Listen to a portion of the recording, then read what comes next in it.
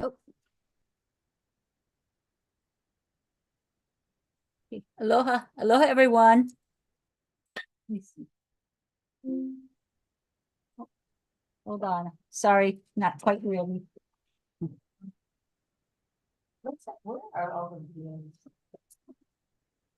What the heck? Hmm. What the heck? Oh, shucks. Oh, let's continue this. No, I know that. Yes.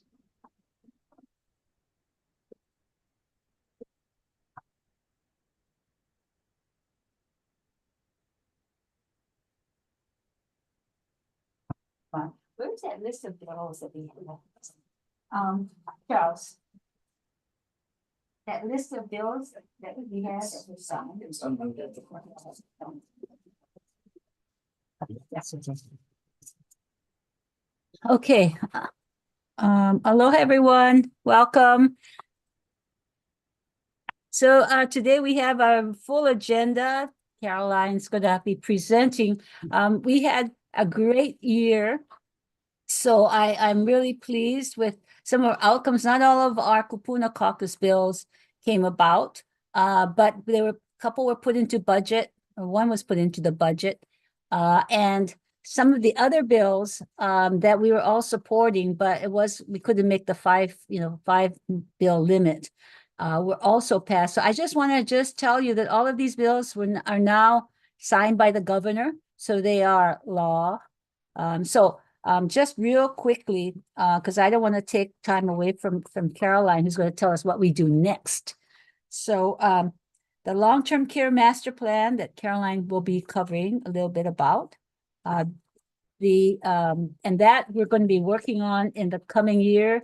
There are about 43, I think, different agencies. Ton, you can correct me if I'm wrong. 43 different agencies that signed on that they're committed to working on long-term care. So really exciting to work on that. And so what we'll do, and there is a position that's in the Executive Office on Aging. Caroline can go over that. That will help us in coming up with a plan. So I'm excited about that and what you all helped us get passed. Also signed into law is the adult residential care homes, increasing the payment for care homes. And Judy, I don't know if you're going to give us a piece of that, but Judy is also, I see, on if you have questions. Community-based services, it was not a bill, but it's in the budget bill. And I think it's going to be ready to be executed in October. So it was signed really early on, thanks to Judy and Caroline and those who worked on this bill or the initiative. The personal needs allowance finally is passed into law from $50 to $75, which hasn't been passed for or hasn't been addressed since 2007. So this is great accomplishment. Seems like a little, but it's a lot. This is for our residents in care homes. The healthcare workforce development bill, this provides training for healthcare workers, and part of the package is also to get high school students interested in healthcare, and then creating glide paths for CNAs so that they can move to LPNs, and so we can actually have a pipeline, a glide path for careers, so that we can gather more people into the pool to be creating careers for them. So it's really exciting. And that, I think, the Hawaii Healthcare Association of Hawaii is working with, I think, DBED and others on that project. So I'm really excited to see that going forward. Oh, and with DOE, of course. And the Silver Alert program, I know that we've been working on it. Rep Chun has been very instrumental in the Silver Alert. So we have the Department of Law Enforcement now enforcing that. So that'll be really wonderful news for those who have people that have dementia or Alzheimer's and are lost. So those are the package of bills plus the additional bills that I think we did a great job. And thank you to everyone. So I just wanted to give that recap so that you can actually see what came out and now is law. Signed, some of them signed just yesterday, I think. So with that, I'm going to turn it over to Caroline to tell us what the next steps might be. See, we all knew that it was going to be passed. So Caroline, so you're teed up to tell us what Yes, yes. Thank you, Senator. And oh, I can't share my screen. Oh, Charles. Charles, hold on. I think you Yeah, can. but while he does that, I just wanted to Oh, go ahead. oh, thanks, Charles. I wanted to thank both Senator Moriwaki and Rep. Chun for really, ensuring that this bill got passed, the long-term care. And you guys can see my full screen, I believe. Yeah. Great, great. Okay, well, let's go ahead and get started. Again, thank you so much. Thank you for allowing me to present on where we're going with this bill that was passed into law. I think it's Act 157. It was signed on Monday. We'll get into that. But just wanted to, we had, this all started through the summit that we held back in February of 2024. And thanks for Senator's guidance on this. It was made up of the various stakeholders, including many of you that are in this meeting today. And since then, we had a debrief on the summit in March. And some of the things that we talked about, some of the summit highlights was that 56% said overall excellent, 44% said it was very good. They felt inspired, lots of good information. The speakers that were both from the national and the local level were very comprehensive and knowledgeable. It was great to hear from other states how they have moved their long-term care system forward. Those that participated were very passionate about long-term care and really a genuine interest to address the long-term care challenges that we have. So from that, and this was really built out of the initial plan that we gave Senator a hard copy of from 1988. In there were three domains that were brought forward in our 1988 plan. And the fourth one that we've added is workforce. So we're looking at four domains that we're moving forward with that have to do with quality of care, financing, services and systems development and coordination. Oh, my pointer's on the wrong side, and workforce. And those are the four subcommittees that we're going to look at that are going to make recommendations on the long-term care plan. So again, those subcommittees I just mentioned, Bennett Misalucha is going to take up workforce, and they have already met twice. So kudos to our workforce subcommittee. Quality of care, Dr. Jack Lewin has graciously decided to take on that. I will be overseeing the long-term services and supports work group, and Dr. Lewin will spearhead the financing, and I'll support him on that. So those are the four subcommittees. Our steering committee will be made up of the heads of the subcommittees, and we'll be meeting to kind of like, how do we bring all this information together? That's what the steering committee is going to be doing. So I just mentioned Act 157. I may have said 159. Sorry, it's Act 157 signed into law. It requires us to create a comprehensive long-term care plan to accomplish certain long-term care policy goals, ensuring a full continuum of institutional and community-based services. And it will establish that one long-term care planner position here at the Executive Office on Aging. And it requires us in a short period of time to report back our findings and recommendations for the next legislative session. So that's some of the work that we're going to be doing in these subcommittees. So our steering committee is going to really create that framework, finalizing the vision, mission, timeline, and benchmarks that we want to achieve. And then the subcommittees will meet to identify those objectives and strategies, those low-hanging fruits, things that we can do immediately to kind of elevate to the steering committee to be included in that report. And then EOA is going to be embarking very shortly on establishing that position and getting that up to request to fill. And then I just wanted to highlight some of the areas that we're going to be moving forward with on the long-term services and supports. And we don't want to recreate the wheel. We have some objectives in our current state plan that address long-term services and supports our state plan on aging for the Executive Office on Aging. And we can incorporate some of these objectives and others that will come from that subcommittee.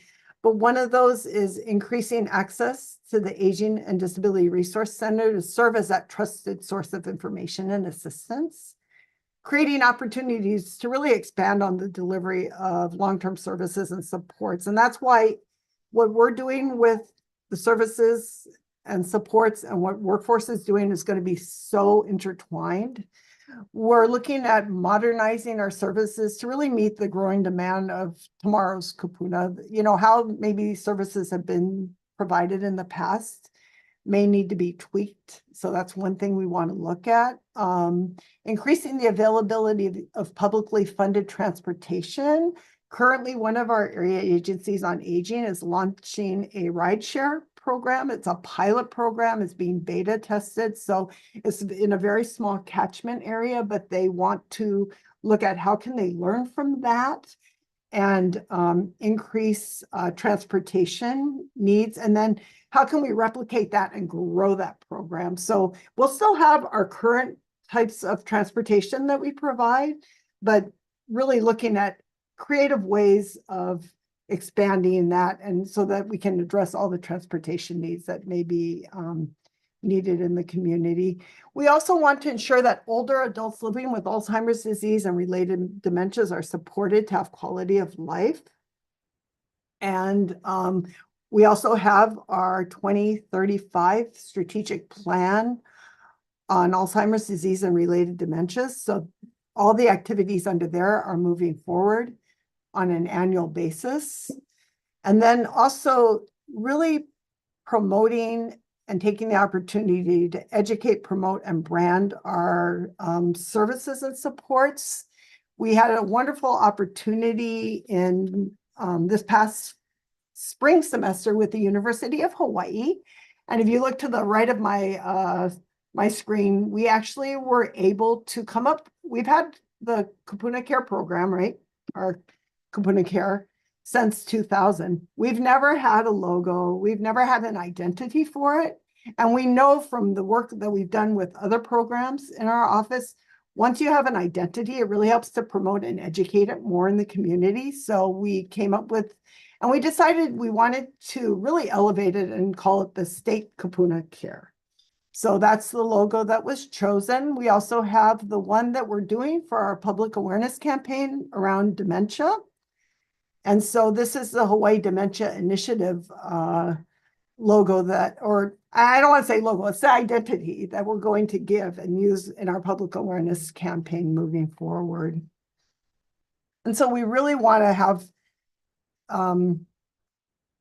really that branding and educating and really promoting our services and supports, but we can't do that without a strong workforce. So I'm going to hand it over to Bennett, who's going to kind of share with us some of the workforce subcommittee work that they've been doing. But Bennett, do you need me to stop sharing?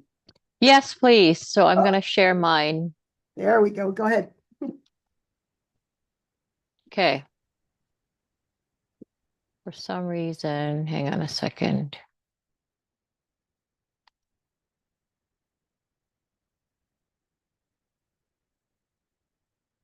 One moment.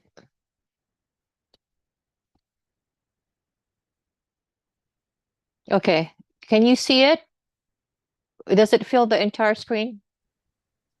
We see the presenter view, I think. Okay. Oh, just, Okay. I'm doing two screens and I think it's oh. Anyway, be that as it may, let's just go ahead and proceed with this. Aloha, everyone. Good afternoon. I was one of those who helped in the planning of the long-term care summit in February, and I can attest to the passion, to the positive energy in that room. And so I want to add my voice to the mahalo to Senator Moriwaki and Representative Cory Chun for their leadership, because that could not have happened without their incredible leadership and just full on support.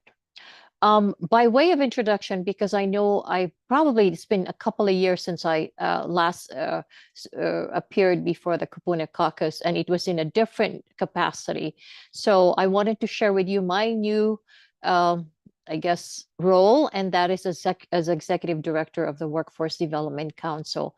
And just for your information and context, the Workforce Development Council is the policy and planning advisor to the governor on workforce development issues. It's a big board, 41 members, and it's composed of people from the private sector. The governor is part of it, 4 county mayors, yada, yada, yada. And again, but all of them are really committed to lifting our workforce. So as Caroline had mentioned, we have been, I guess, tapped by Senator Moriwaki to lead the charge as far as the workforce, because this is a very important, very vital part of the conversation, because as we know, we need to make sure that we have workers who are catering, who are attending to our kupunas. So the long-term care workforce subcommittee had met twice. There is a strong desire to continue the momentum from the summit. So the first meeting was more organizational, and the second one was really to prioritize directions. And in fact, that second meeting just happened this past week. And there were 3 main goals: recruitment, retention, and training. And we're all trying to address these goals. And we had sent out a survey. And from that survey, we have defined and determined the 6 priority directions. And I'm going to go over it. But if you have questions, particularly on the subject matter, I do have Candy Ho, who is on the call, who will be happy to be the subject matter expert as well. So here's our priorities that were determined through a survey.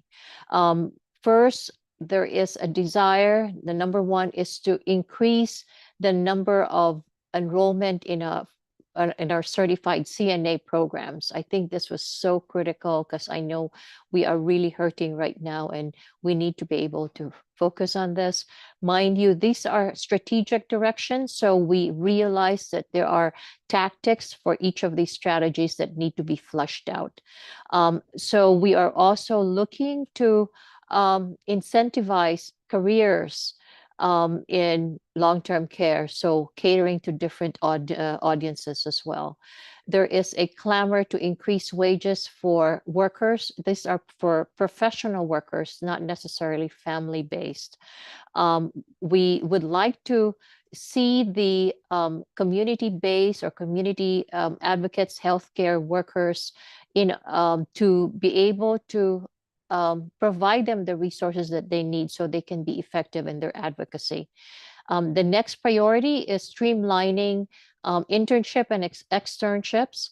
And last but not least, we want to be able to promote training programs so that even those that are outside of just being a CNA can also avail of these training programs. I'm now going to turn it over to Candy, who can talk about our future steps as determined by the group. Candy, are you on? Yes, thanks, Bennett. As everyone knows, workforce development in long-term care is very complex with a lot of moving pieces. So we had a very lively discussion in our last meeting. And so one main thing we need to do is looking at the scope of the subcommittee. So we are looking at the pipeline. So if you look at the journey that long-term care workers take from beginning to retirement, one question was, do we focus only on what we normally think of as long-term care workers? So that may be your clinicians, or are we focusing more on the long-term care workforce? So that might include people that do not have hands-on direct care with older adults. It might include a spiritual advisor, the social worker, it might be the billing person, who support older adults as they age in the long-term care system. Then a question came up about family givers. How do we support them to stay in the long-term care workforce when they're caring for an older adult? And another topic is, within our goals, what are the action steps and what is the timeline so that we can achieve those goals in recruitment, retention, and training? Thank you, Candy. So based on what you just heard, what we're hoping to do is, from the subcommittee standpoint, create a more definitive action plan, but that will connect to the bigger plan because we want to make sure we're all in alignment. I have to tell you, though, that there's such a positive energy. We had a very lively discussion, as Candy said, and there's great commitment from our group to be able to provide some viable solutions to our long-term care challenges. I'm going to turn it back to Caroline, and I'm open to questions if you have any. Maybe we should take the questions first. Sure. There's any- I'm going to stop sharing. And I also didn't ask if there were questions on my part too. Okay, I'm looking. I don't see any, Bennett. I But I did want to share one last screen here. Hold on one second. So if you are not involved in this yet and want to get involved in our work, we appreciate volunteers. These are some upcoming meetings. Like Bennett said, we just had our second workforce meeting this past Wednesday, and I think the next meeting needs to be determined. Am I correct? Yes. Yes. Okay. Probably in a couple of weeks. Okay, and then the long-term services and support subcommittee. I sent out the invite today. If you want to be part of that, please email me directly. I'll put my email in the chat, but we'll be meeting on Thursday, July 11th at 11 a.m. The finance subcommittee will be meeting on Tuesday, July 30th at 10. Quality of care will be, that one's to be determined, and that should be coming out shortly. And then our long-term care steering committee, our first meeting will be, or actually this will be our second, will be Wednesday, July 18th, 2024. And then I held the other 2 dates for September and October, but we can check with the whole group to see, make sure everyone's available. But for now, Wednesday, July 18th is confirmed. And we just wanted to open it up for, if you want to take part in this, you want to get more involved, please email either Bennett, myself, or Dr. Jack Lewin, and we'd be happy to add you on to the email for the invites for that.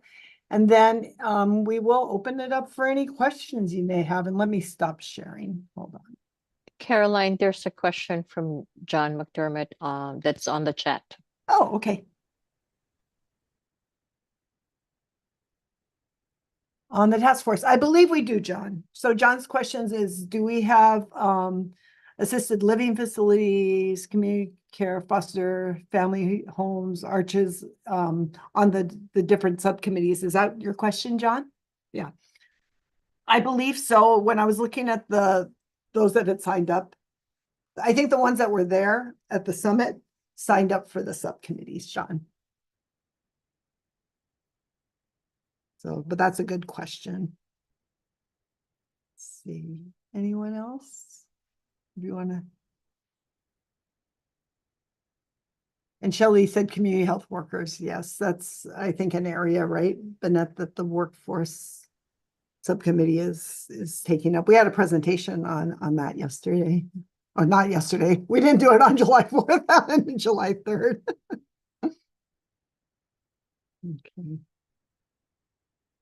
Well, thank you for letting us, and again, a big shout out to both Senator Morawaki and Rep Chund for, really spearheading this and giving us the opportunity to really move this forward and making sure that the bill's passed and stuff. So thank you so much. But Senator, I guess I'm handing it back to you.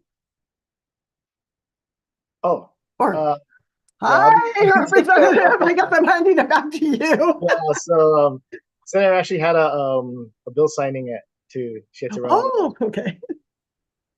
But yeah, thanks so much, Caroline and Bennett for the presentation. I guess since we don't have any more questions, does anyone have any questions? I haven't seen any. That was our agenda for this meeting. So again, just wanted to reiterate what Caroline said. If you want to join one of the subcommittees, please reach out, because the more input in this process, the better. And I think we'll end up with a better product if we have more voices. So please, if you're interested, join us. And I put my email in the chat. Okay. And yeah, that's kind of it. So I guess we can close this out. Thanks for taking the time, everyone, on a Friday right after holiday. But just for announcements, our next meeting will be August 2nd. And again, if you have any ideas on a topic for Kupuna Caucus, please feel free to let myself or Senator Moriwaki know. And we'll try to accommodate you at a future meeting. So thank you, everybody. Aloha. Thank you. Have a great weekend. Thank you. Aloha. Thank you. Bye.